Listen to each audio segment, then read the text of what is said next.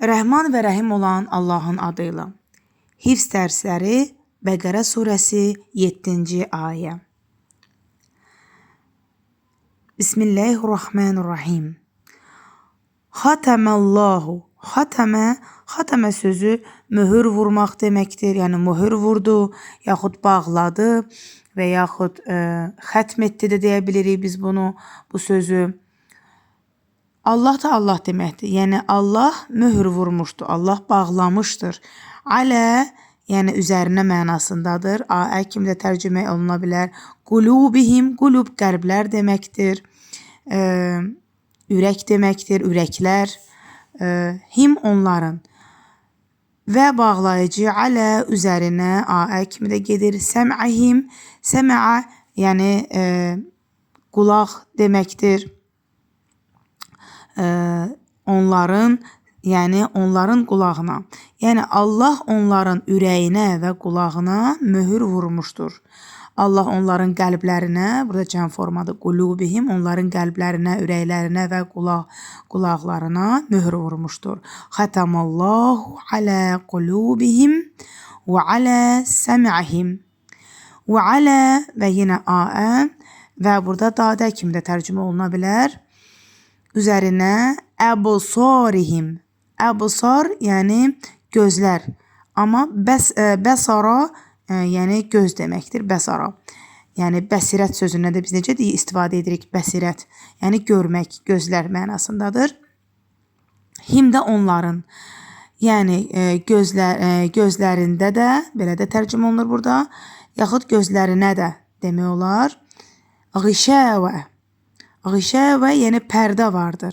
Yəni arada bir pərdə vardır. Ona başqa bir sözlə desək,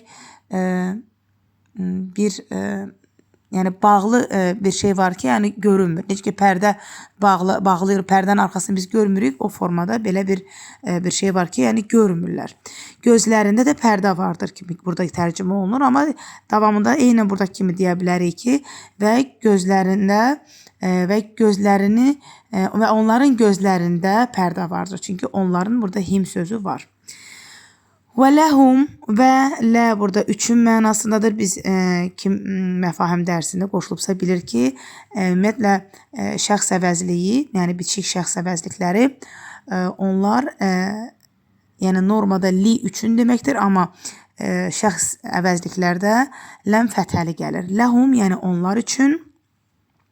Əzəbun, yəni əzab, azim, yəni böyük. Yəni onlar üçün böyük bir əzab vardır.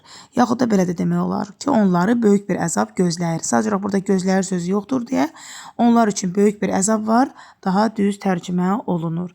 İndi istərdim biraz təfsirə də toxunaq. Yəni 7-ci ayədə Allahın kafirlərin qəlbinə vurduğu bədbəxtlik möhürü onların inadkarlıqlarının cəzasıdır. Hətta Qafir surəsi 35-ci ayədə də buna bənzər bir ayə var ki, Allah hər bir zalım təkəbbürlünün qəlbini, yəni bədbəxtlik möhürü ilə belə möhürləyir. Həmçinin Casiyə surəsinin 23-cü ayəsində də Allahın bilərəkdən və şuurlu şəkildə nəfsi istəklərin arxasınca gedən şəxslərin qəlbini möhürləməsi qeyd edilib.